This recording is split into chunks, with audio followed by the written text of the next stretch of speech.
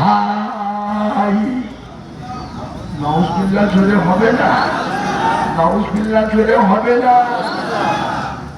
শবে বরাতের নামাজ নাই, শবে মেরাজের নামাজ নাই, লাইলাতুল আশুরা মুহররম মাসের নামাজ নাই, রোজা নাই, আখেরি 4 সোমবার নামাজ নাই, রোজা নাই। শবে বরাতের রাতে শবে বরাতের রাতে মসজিদে নামাজের জন্য ভিড় করা থেকে পেশাখানায় গেলে আরো বেশি শান্তি পাওয়া যায়। জোরে হবে না। এইগুলো সব মোবাইলে বেরোচ্ছে, মোবাইল দেখে কোরআন শরীফ মাথায় দিয়ে জিজ্ঞেস করেন না। আমার কথা বিশ্বাস হচ্ছে না। যারা মোবাইল দেখে ওদের মাথায় কোরআন শরীফ দিয়ে জিজ্ঞাসা করে। কোরআন শরীফের ওমর সিদ্দিকে ভাইজান যে কথাগুলো বললো, কথাটা সত্য না মিথ্যা? এরা মুসলমানরা কাঁপে।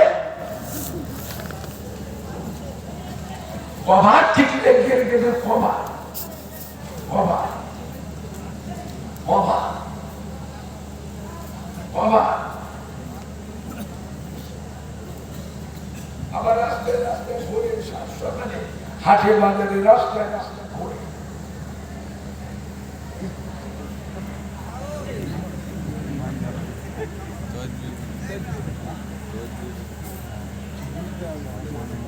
পাক্কা বেঈমান, পাক্কা বেঈমান।